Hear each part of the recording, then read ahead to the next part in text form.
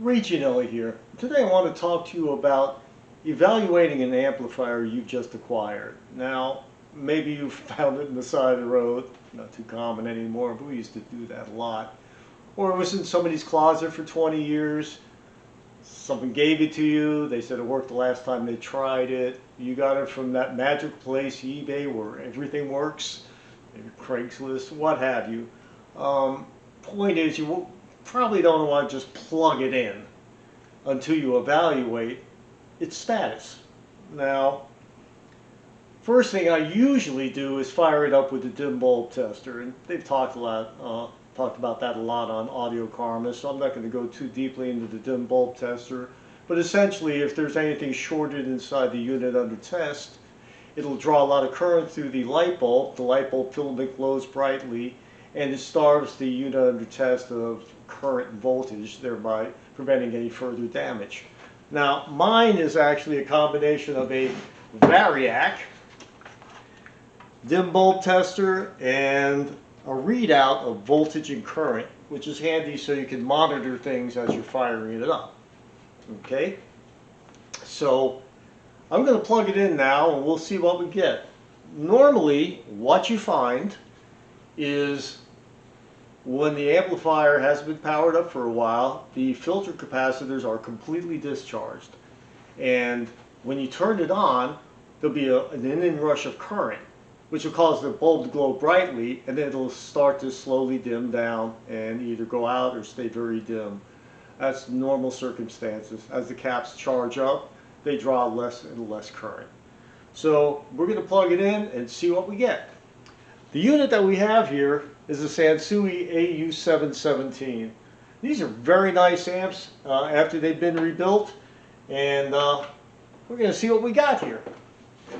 So we're going to plug it into the dim bulb and see if it comes out of protection.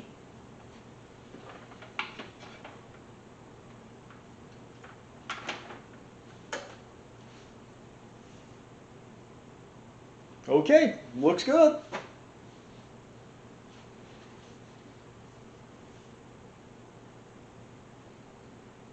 It would look better if it came out of protection, but anyway. Okay, it's not coming out of protection, so we're going to shut it off and unplug it.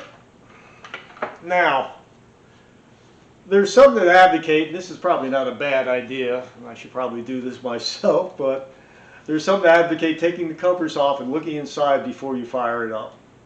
So before we even do that, I have to give the standard disclaimer. When you take the covers off, you are exposing yourself to potentially hazardous voltages. So you are doing so at your own risk. So exercise caution, because the world needs more audiophiles, not less. Okay? So I'm going to pause this. We're going to take the covers off to see what we got. Okay, so we've got the covers off. Now, this is a point where you can actually use all your senses. Before you got the covers off, did you hear anything rattling around inside? A loose screw can, and usually will, lodge itself in the most inconvenient location, shorting something out, either expensive and or unobtainable. So listen before you open it. Anything rattling. Once you get the covers off, everything's unplugged here, look for anything missing. Has somebody stripped some parts out of this? Are there any wires swinging in the breeze? These are the kind of things you want to look for. Looks like everything here is intact, so I'm going to take a look at the bottom. Okay. All right. Now as we look in the bottom here, everything looks pretty good. Something else you want to take a look at is, are the fuses in? Have they been wrapped in aluminum foil? Or have they been replaced with non-fuse-like items like pieces of copper tubing, screwdriver bits, live ammunition? We've heard about all kinds of non-standard items being put in fuse sockets. And something else, if you're really diligent, is you should remove the fuses and check their value to make sure that the proper fuse is in place. People will occasionally just replace a blowing fuse with a larger fuse. hopefully to keep it from stop blowing. Unfortunately, that tends to just cause more damage. So the amplifier didn't come out of protection. Okay, so I want to talk briefly about the protection circuit. So let me grab a schematic real quick. Okay, so this is the schematic of the protection circuit in the AU-717. And the purpose of it is to look at both output stages through these resistors here and here, and to monitor those points for excessive DC, both positive and negative.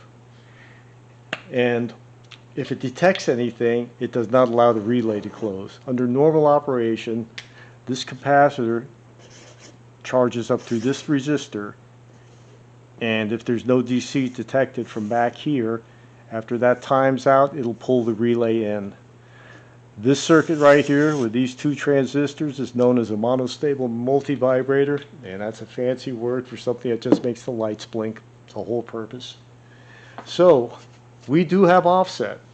I don't think we have anything dead shorted because the light did not glow brightly, but we may have some offset. So I want to talk about that briefly. This is the output stage of the 717. Now the way amplifiers like this work is we have a negative voltage rail and a positive voltage rail. In this case about 56 positive and negative. And they feed through these output transistors like this. And when everything is balanced and working right, the net voltage at the output here will be 0 volts. We can adjust that with our offset.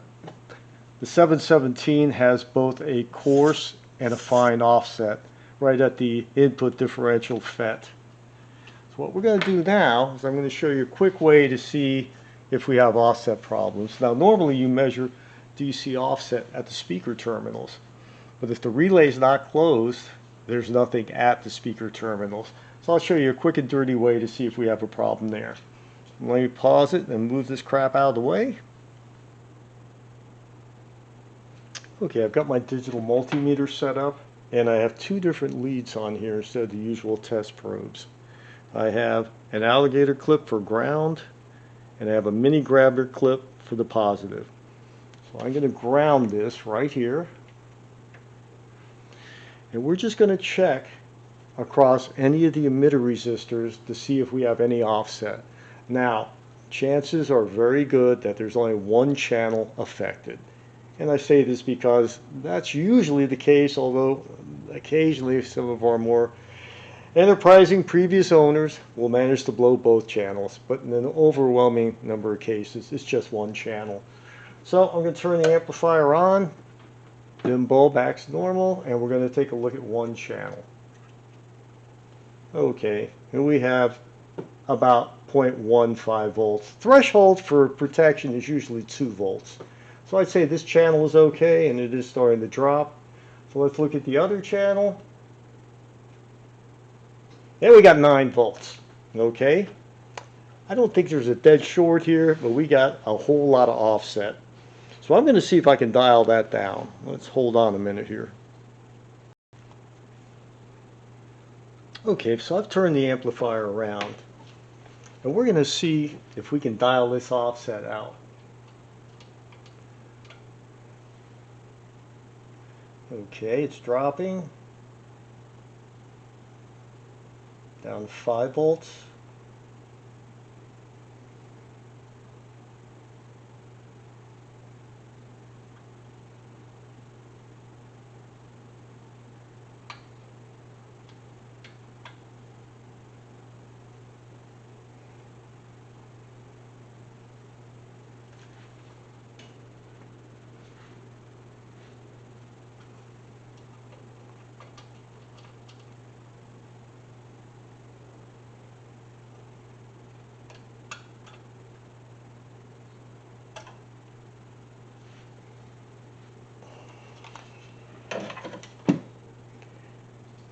And I don't know if you can see that, but it has just come out of protection.